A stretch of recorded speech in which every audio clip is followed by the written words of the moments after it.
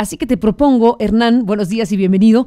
Buenos días, Carlos. Te propongo que recuperemos la última parte de lo que este especialista en temas de finanzas, que tiene su actividad principal en Nueva York, dijo sobre los 100 días de gobierno de Andrés Manuel López Obrador.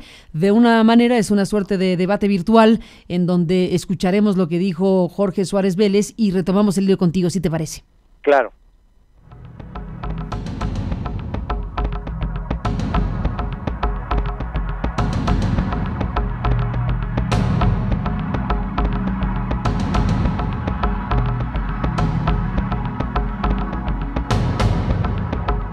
Tenemos un problema aquí, Hernán, perdóname la vida, pero bueno, básicamente lo que veíamos con Hernán, con Suárez Vélez, pues era una crítica categórica y tajante de que ha sido un desastre este periodo de los 100 días y sus señalamientos en relación al tema económico, al tema financiero y lo que escuchamos ayer.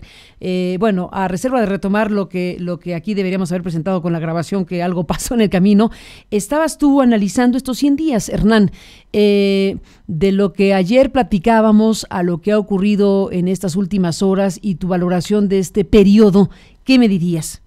Sí, Carmen, mira, pues creo que ha sido los 100 días políticamente más activos que yo recuerde de las últimas décadas, quizás.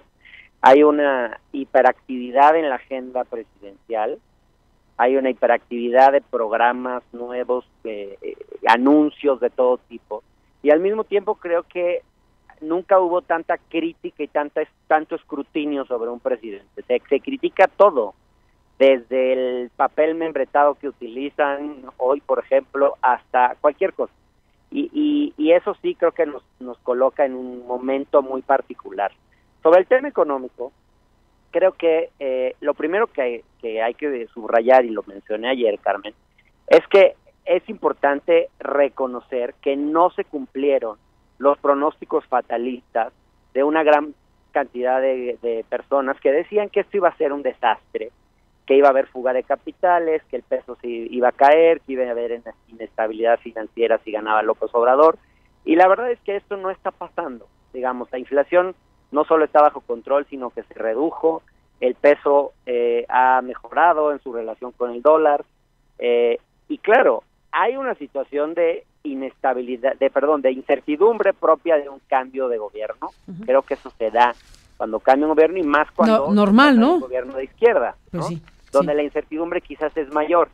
A eso hay que sumarle, creo yo, Carmen, el hecho de que venimos de una situación donde décadas de crecimiento mediocre, que no es fácil retomar el crecimiento de un día para otro, y luego que muchos de las cuestiones, por ejemplo, lo que ha pasado con las calificadoras que han bajado el pronóstico de la deuda mexicana, y que mucho tiene que ver con la situación de Pemex, que es la empresa petrolera más endeudada del mundo, y esta es una situación que en gran medida heredó el actual gobierno. Hernán Gómez Bruera, déjame traer a cuento lo que hace ratito estuvimos aquí escuchando en voz de los editores de la revista Forbes, que bueno, pues hacían algunos señalamientos sobre el modelo económico y lo que se espera para las inversiones en México, y señalamientos críticos de que no encuentran que hay suficiente claridad sobre cómo van a incentivar las inversiones. Bueno, yo decía que el modelo de Andrés Manuel López Obrador básicamente está soportado en la idea de combatir a la corrupción de forma definitiva y a dejar de gastar en asuntos suntuarios o de privilegio en la estructura burocrática, y a partir de esos dos ingredientes liberar recursos, y a partir de la liberación de esos recursos pues incentivar el desarrollo, básicamente. ¿Qué opinión te merece la mezcla de ingredientes y si esto es suficiente como para imaginar un crecimiento del 4%?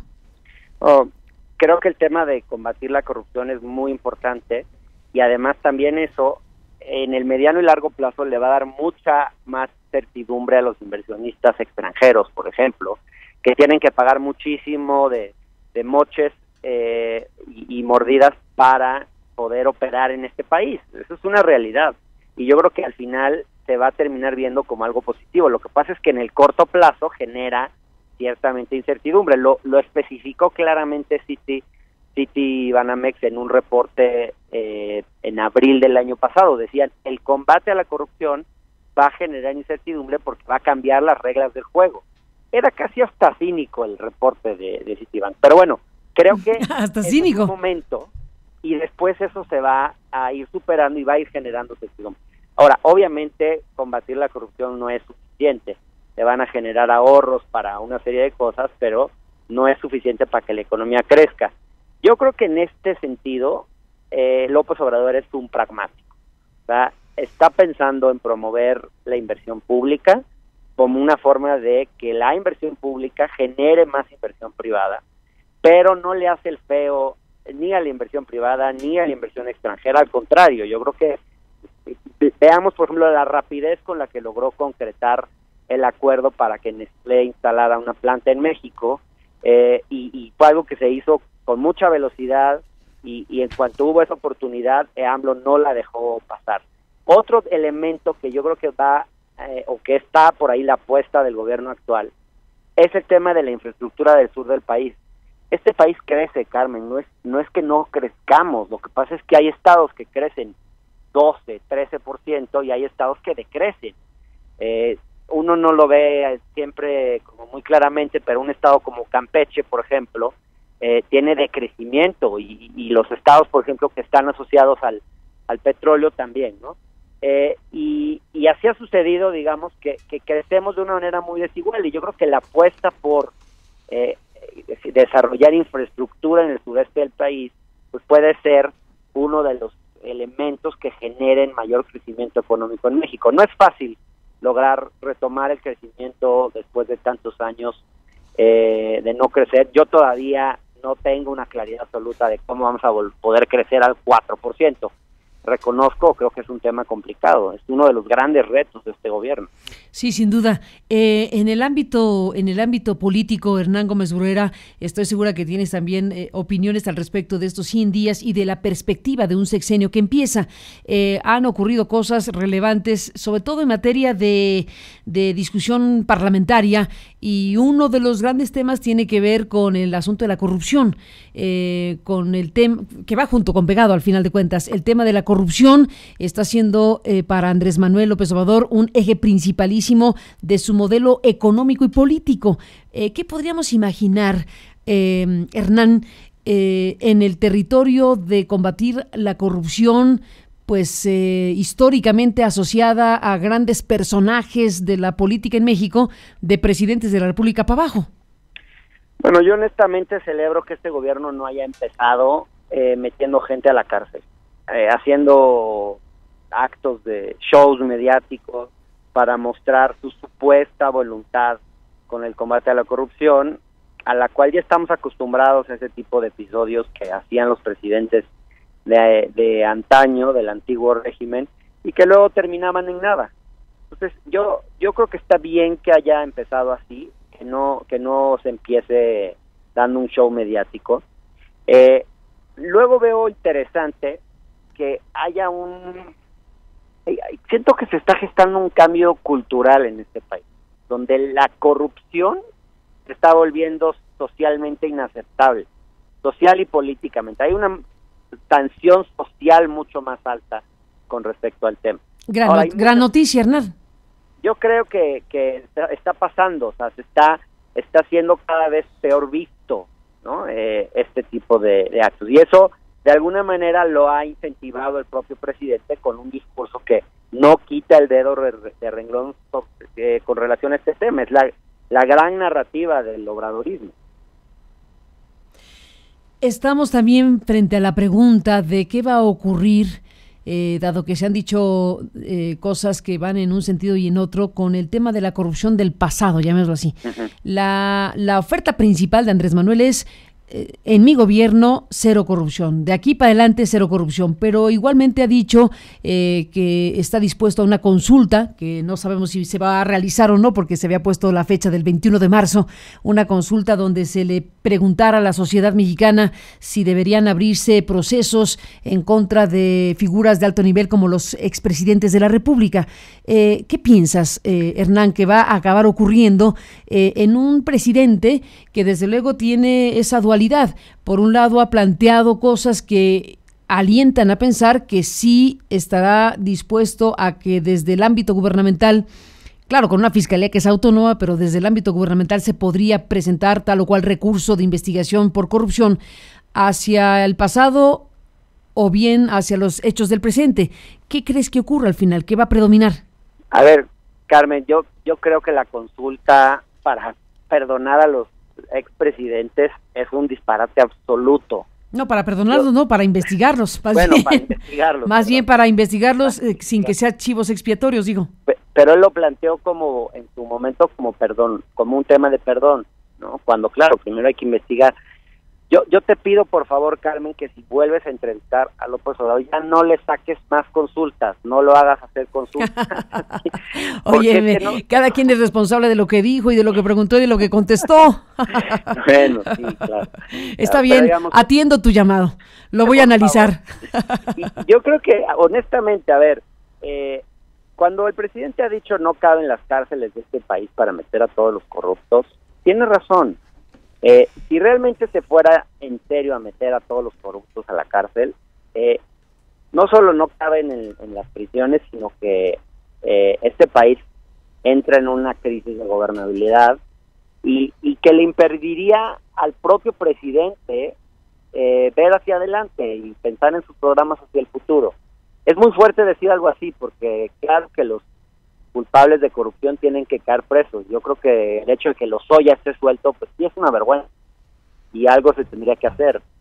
Habrá uno que otro caso que emblemático que quizás eventualmente tenga que caer, pero me parece desaconsejable hacer, por ejemplo, lo que ha hecho Corral en Chihuahua, que se ha dedicado a perseguir a los corruptos del pasado y no logra gobernar, porque cuando tú empiezas a perseguir corruptos, generas una reacción muy fuerte en contra y eso te puede ocupar tus energías por completo. Y yo creo que es más razonable lo que está haciendo Andrés Manuel, que es plantear las cosas hacia el futuro. Polémico tema, estarás de acuerdo, Hernán Gómez Bruera. Hay quien piensa que esto sería simplemente dejar que la impunidad prevalezca. Hay quien piensa que dar estos pasos sería entrar en territorios de inestabilidad, a saber cuál es el mejor modelo para México, porque hay razones para un lado y para el otro indudables. Seguro, es un tema muy complicado. Un tema muy complicado y lo que iremos viendo en el camino es, independientemente de la opinión del presidente, la actuación de una Fiscalía General de la República, por hablar de lo federal, y la actuación de otros entes del Estado mexicano que están responsables del tema de la corrupción. Así es. Así que eso es uno de los enigmas del sexenio que está empezando. Totalmente, Carmen. Bueno, pues Hernán Gómez Bruera, ¿qué agregarías para cerrar de estos 100 días de gobierno que, bueno, pues estamos en pleno análisis masivo porque hay un montón de discusiones, un montón de análisis, revisiones, encuestas y lo que es necesario para analizar este primer periodo de un gobierno como el de Andrés Manuel? Pues mira, Carmen, si me permites hacer un comercial, yo escribí un texto que se llama Los errores de la 4T en el Universal y hace unos días saqué otro texto que son 30 logros o aciertos en 100 días de gobierno.